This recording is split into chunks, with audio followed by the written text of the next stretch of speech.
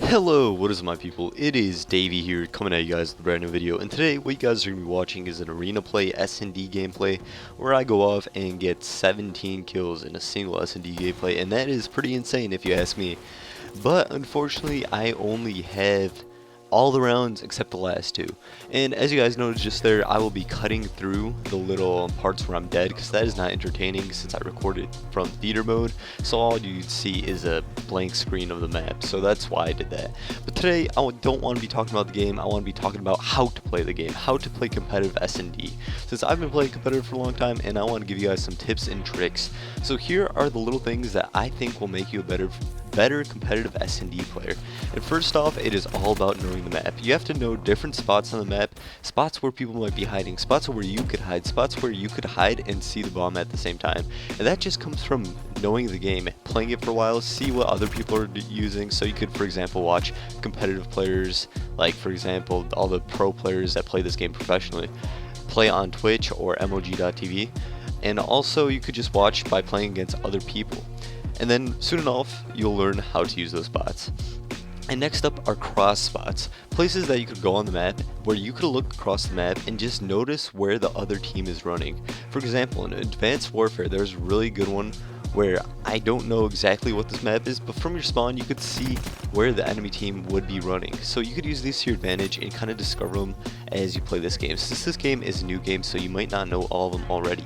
And also, the last thing about the map is checking spots. As you're traveling the map, there's this like little thing competitive players use, how they move around the map. They always check every single corner, and S&D, that is the most important thing, because you're gonna have people hiding around the map and you don't want to get killed by a guy hiding in a corner or something like that. So next on, apart from knowing the map, is knowing classes.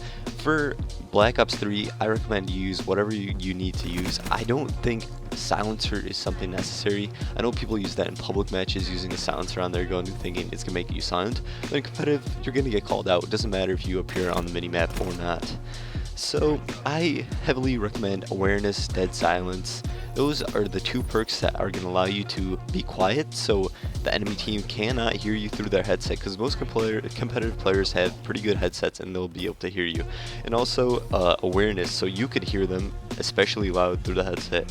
If you're running awareness and dead silence, you will be a tank and you will be able to hear people across the map, and that's going to help you out because you won't be running blindly throughout the map. Next up is knowing the bomb, knowing all the things about the bomb apart from its location, how to plant, and all that.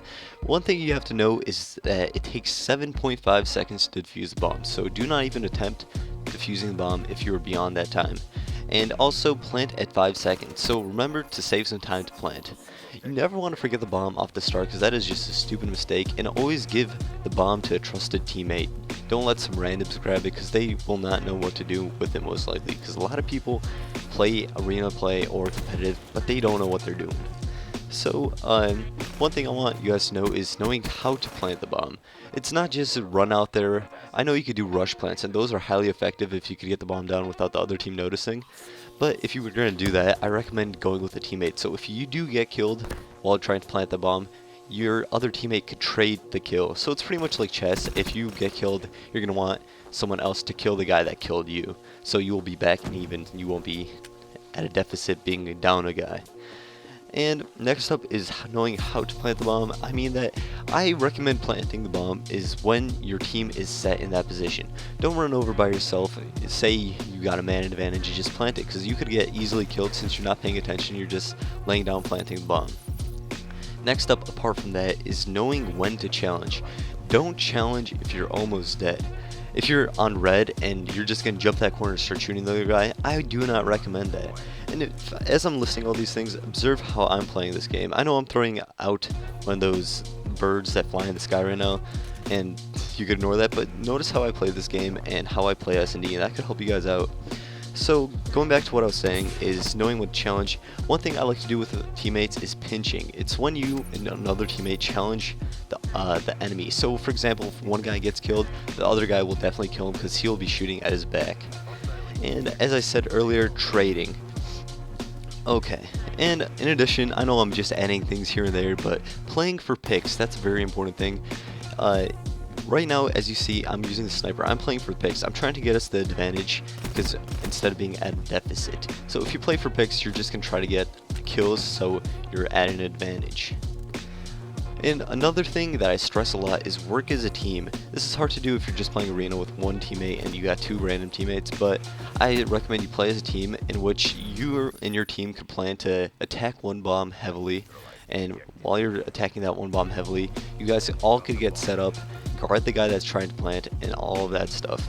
And one thing I really like to do since working as a team, for example, if you're left with a teammate and you got the bomb down, what I like to do is have one guy stay in the bomb area and the other guy goes running, kind of floating around the map. So for example, the one guy that is by the bomb can watch the bomb and inform the other teammate if it's getting defused or anything. And if he gets killed, the other teammate can make his way over slowly. He's not in the area, so he can't easily get killed, but he will be there for backup shortly. So if you want, use that play. And finally, I stress this a lot, understand your enemy. For example, if you know your enemy is running down the mid-map sprinting, get ready for them. If you know they're going to run A, they like running A, set up, maybe throw a stun grenade, throw a grenade so you could see if they're there. You could always use your stun grenades to check a place before you actually run out there. Best thing I recommend is you sound whoring, listening for them, or throwing grenades or stun grenades before you even get there. That puts you in a safe position to check for them, knowing where they are. You could use your ping on your lightning strike, and that's really going to help you out because it keeps you safe before you get killed. And that is all, folks. If you enjoyed this video, I hope you guys did, because I put a lot of effort in these videos and I have a lot of fun making them, and I enjoy all the feedback. That is what keeps me going. That when I see a nice comment, when I see a like, that I like that a lot. And if you're watching this, hi Julie, I know you asked for me to say hi to you. Okay, peace out, guys. Yeah.